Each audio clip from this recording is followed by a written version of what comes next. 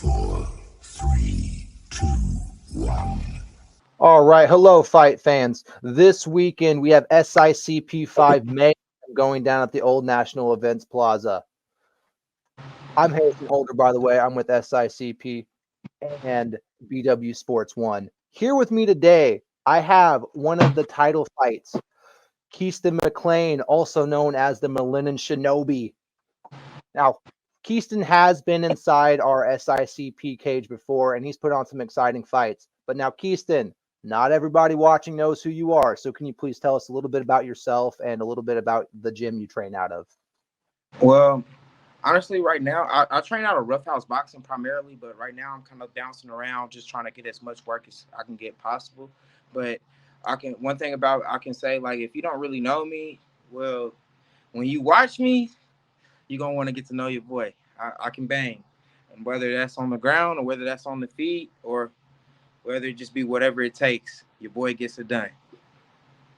Well, yeah, because I was about to say you have four out of your record's 9-3, and out of your wins, only one of those I believe is by decision. The rest of those have been 8 finishes. You have 4 submissions and 4 knockouts. So no matter where the fight goes, you feel pretty comfortable. Yeah, man. And my thing also is like I like to I try to like surprise the person I'm fighting. So whatever fight you think you're about to expect, I like to try to throw you off your heels and give you the complete opposite. So if you think you're finna come in here and you're finna grapple and you're finna wrestle, well, I'm about to pop that chin up. But if you think you about to come in here and you about to swing with me, I'm probably about to twist your neck. So okay, all right, being a that's good. surprise is always my friend. All right, so you try to change your style and the way you go about the fight based on your opponent. Kinda. Kinda. Okay. Yeah. So let's talk about your experience with SICP. You have 2 wins in our cage. Both of those, by the way, I was cage side for, and both of those were exciting fights. So I'm very excited for the one you have coming up. But what can you tell me about your experience with those past 2 fights and how you feel like they've helped you prepare for this one and to further your career? Well, honestly, I like to go into fights with the same mindset, and it's just go out there and get it done. And I don't want to have any regrets after the end of my fights. So I don't plan on holding anything back. I never want to hold anything back. I will say though, I did my favorite fight for you guys though at SICP was the first one, my first appearance down there at the 170 bout when I fought Zane because I learned a lot of things about myself. And the thing about Sergio fight, I liked it a lot though because it gave me the ability to test my limits. I got to try different things that I normally don't get the chance to try to do in a fight because most of the time they just want to grab me after I get a touch on them, But for some reason Sergio didn't. He wanted to swing back, So Yeah. shout out to him for that though, man. I hope he's doing good and he's growing. We actually got him on some social medias and we keep up every now and then though. He's a pretty cool dude though. Yeah, I mean, well, like I said, you got some real power. So, when you start touching people, don't be too surprised when they start shooting on you like that. That just that comes with that territory. So speaking about your last fight with Sergio, that was for our vacant lightweight SICP amateur title. Yeah, This fight you have coming up is going to be your first title defense for the SICP. Is this going to be your first title defense in general? No, sir. Okay. Is it any different that it's for our promotion and in a new arena? You said, is there going to be anything different? Yeah, because you said this wasn't your first title defense before. So I was just asking if it being with our promotion, and since our promotion's in a different arena this time, if there's going to be any different prep or anything else you're doing differently. Well, honestly, no, because we could be doing this in the backyard of Scott's or Dad's house. You know what I'm Yeah. saying? And I still take it as serious as I'm taking it. But since we're doing a new venue and I'm new crowd, new space, I'm finna bring new Shinobi. So we're gonna see what's up. I kind of changed a few things in my training as far as the consistency of where I'm training at these places. So I'm just really excited to see the aftermath. I'm not going into this fight per se for a result other than the win, but I'm saying like I don't really have a game plan. I'm just going out there to fight my ass off, and that's all I can ask for on a fight night. You know what I mean? Yeah, man. I'm excited. I'm excited. I mean, that's good. I'm excited too, especially with the last 2 fights you put on and hearing you today. I mean, you seem like you're going to show up again. You're going to put on a good fight, and I always love hearing that. I'm a big fight fan. I've been for some time. So, not looking past your opponent, but you are, 9-3 as an amateur. That's 12 amateur fights. Do you have any plans for going pro here soon, or what you got going on as far as the rest of your MMA career? Yes, pro is definitely in the near future. It's actually coming up sooner than I expected, because I normally always say, hey, I like to turn 24 first and see what happens, and but life started lifing on me, and evidently that's what's next for your boy. So that's we're closing in on it, and we're making the proper adjustments that I feel like we need to make to be on a pro caliber. Yeah. So yeah, I expect this fight to be very, very high level, because with all due respect to my opponent, I feel like he's prepared properly. I don't think that he's taking this fight lightly at all, and just for that is the reason why I didn't take this fight lightly at all either. So I'm just excited to see what happens. I want to see if my training is better than your training. I that's what I think fights are. I don't think fights are about necessarily skill sets or what you've done or what you've done before a fight. It's about whose training was the best, who trained better. And I'm very, very, very anxious to see who trained better. All right, so it's been a real good camp is what I'm hearing. Oh yeah, I like to say so. I believe so. Yeah. You believe so? Okay. So, I mean, you have, the amateur lightweight SICP belt. You said you're turning pro soon, or would you be possibly eyeballing a SICP pro belt? Yes, for sure. Yeah, for sure. Yeah. All right. Yeah. As long as that comes, yeah, for sure. Yeah. But Yeah. because I've been getting a lot of crazy offers here lately though, and it's like just crazy. Like, dang, bro, y'all want to pay that much for little old me? That's crazy, So it's just like that kind of has got my feet walking towards that direction. But I also be trying to tell myself I need to, maybe I can chill out and just, don't bite on nothing and just keep on developing myself though, because this game is constantly evolving as it goes, and it's getting harder and harder as it goes, because guys are getting skilled, and this is no joke. Mm-hmm. This is not no play. No. MMA is not the same as it was in 2003. 2023 and 2003, big shift in the skill level. These guys are really good though. But I must say though, like, let's say that I decide I want to hold the marbles in my bag for a little bit longer, and I decide I don't want to go pro right off the bat. Next time you see me on SICP, it would be for the 170 title, just because I'm a man of challenge. I love to challenge myself, and if it doesn't present a certain form of challenge that I feel like it presents to myself, I won't even get myself into it.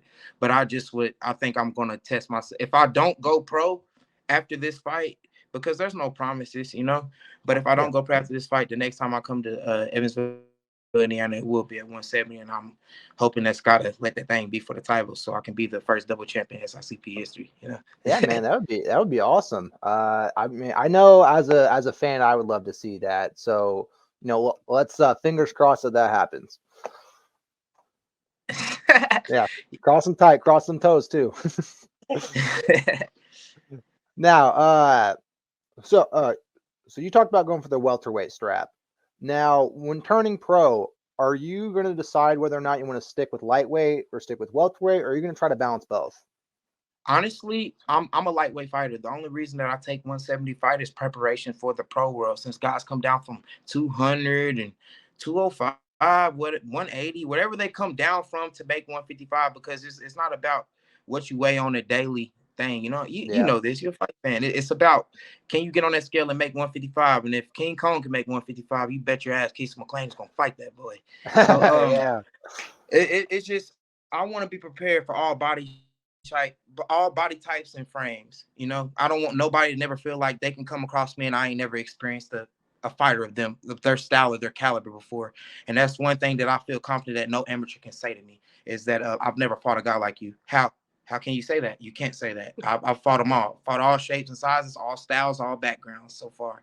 And, you know, most of the time I've been fortunate to have my hand raised, but 3 times I didn't have my hand raised. Maybe one of them is very questionable. A second one is very questionable. I kind of feel like, I don't know, maybe it just had to do with where I was fighting at, you know, but Yeah.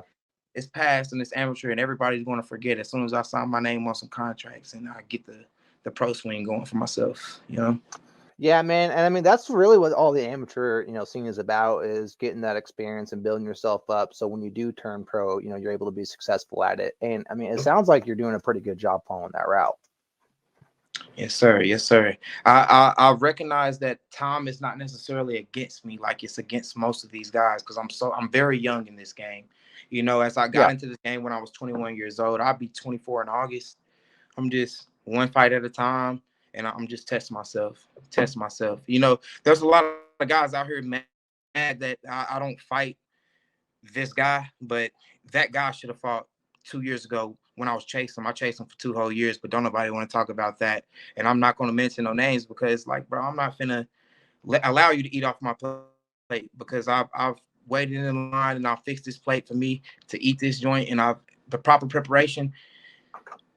Man, I say get out your comfort zone. Like I was saying to Scott the other day, if this guy and this team and this group, this fan base really want to make this happen, come on down here to Indiana and we can get that thing going where don't nobody care and nobody's on nobody's sides. It's all about a good fight, a fair matchup, a good fight.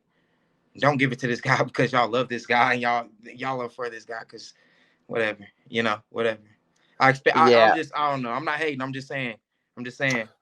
You should do good when everybody handpicks your career for you. You should do good. But I can say nobody's done that for me.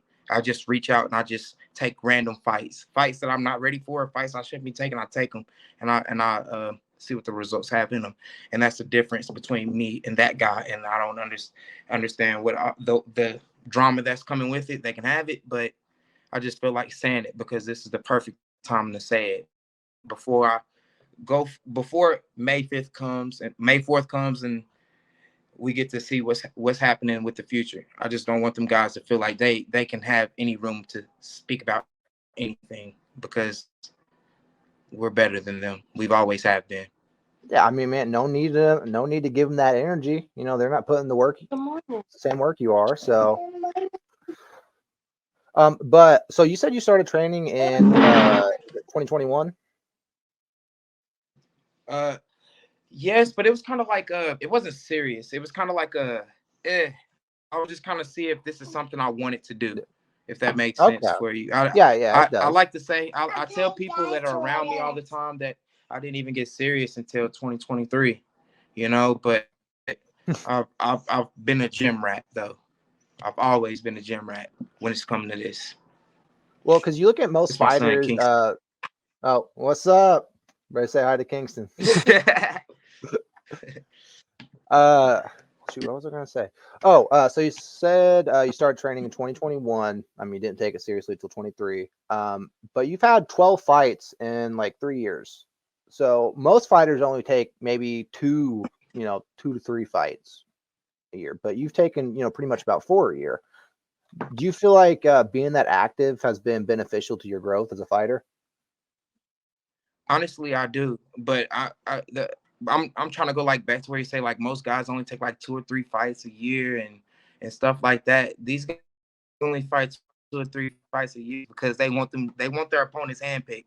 They're not really interested in the element of surprise. Yeah. And we all know if we're in this game, we want to go to the UFC, Bellator, PFL, and who's to say that Dana White or whoever is in charge over there is not. You got this opportunity right here. Boom, pow, Bob's your uncle. Jump on that. There's not going to be, I need to talk to my coaches. My coach said no. I've never asked my coach, can I take a fight? I take a fight, and it's either you stand with me or you stand against me. And unfortunate enough, my coaches have always stood with me. That's good. It's always have a good support base, especially in your coaches. They know what you're capable of. All right. Well, Keyston, that about like wraps up the questions I prepared for you. Would you like to give a prediction for your fight coming up this Saturday? Honestly, I don't really have a set prediction. I just expect since Travis, he's kind of getting up there in age a little bit. I'm not saying nothing like you're getting old or anything like that. I'm just saying I just feel like this is a grown man's game. So I'm expecting him to have like a grown man's mentality when it comes to it. I don't think he's going to be playing. So I just expect everything that he throws at me to have serious intent, or when he grabs me, it's going to have serious intent. So I'm going to be prepared to address those things when they happen, So I don't really know when the fight's going to end. Hell, it could go 5. I've never went 5. I'd like for it to go 5 so I can see if I can fight 15 minutes like it's nothing. But if it doesn't, then it doesn't. I just know what Keith McClain is going to do, and Keith McClain is going to fight his ass off. Because that's what I've done. That's what I've done so far. So that's what I expect myself to do again. Your last 2 fights in our cage have ended in a finish. So, I'm always hoping for a finish, but like you said, it'd be good to test yourself and maybe go that full 15 minutes. Lastly, now that we got a little bit of time before we wrap up, is there any shout outs you'd like to give to any sponsors or anybody that's helped you out through this fight camp? Yes, for sure. Matt Force MMA, Matt Force Fightwear. They're always sending me gear. It's always nice. And nice. It's one of the main things I train in, man. It's really tight, and it holds the sweat in there real good, man. You get your body suits going like a sauna suit almost, in a sense. It's good. Okay. And I like to give a shout out to Kirk over at TMH, the Most Hated Fightwear. They got some apparel of mine on there. You can go on there and you can buy that as well. And Brandon Hayden, James Chris, Christian Den, yeah, he's and my buddy Wallace, my training partner Will Pittman, my girl Savannah Ellis, and my son Kingston. He be in there screaming, he in there, go dad, go. So it's little stuff like that. My friends and family back home, you need to if you can make it to Evansville, that'll be great, because it's gonna be for real. But if you can't, then hey, man, hopefully I got a highlight for you to see. You know what I'm saying? But yeah, other than that, it is what it is, and it ain't what it'll never be. Let's go. All right. Well, I mean, you heard the Melinda Shinobi. If you can make it to the fight, SICP 5 Mayhem goes down Saturday. It's gonna be crazy. It's gonna be crazy. Yes, this Saturday. Get your tickets now if you can. If not, it will be on pay-per-view. Either way, if you can attend or watch on pay-per-view, make sure you tune in, because Keyston is going to put on another show in the SICP cage. Yes, sir. Nothing less than that. And also, I must say, hey, man, I'm sorry, Gage, bro. I was trying to get on here and do the interview with you, Brand, but it was just life started lifing, homie. Surely you understand. You're good. Yeah. We understand on our end. It's no worries, man. Especially with you being that last week of fight camp. I mean, it's fight week. Final preparations are happening. Yes, sir. Shout out Scott Arnold and Dave Stevens, Dan Stevens, also for having me, man. Dan. Good people. Yeah. This is one of my favorite promotions I fought for. This one, and there's another one out in Kentucky that I fight for. I'm not going to speak on that on here because that's disrespectful. These are my favorite places to fight. If I'm going to fight anywhere, it's going to be here or there. I don't see myself on this road to UFC. I don't see myself fighting nowhere else other than unless somebody's talking about some real paper. But yeah, real paper here and there for sure. It's where we at. But sure. I mean, we love hearing that you love fighting for us. We love to make sure you're taken care of, especially if you're putting on the shows that you have been. Yes, sir. So, Keyston, right, man, thank you for your time, man. Thank you for your time today. I'll see you this weekend.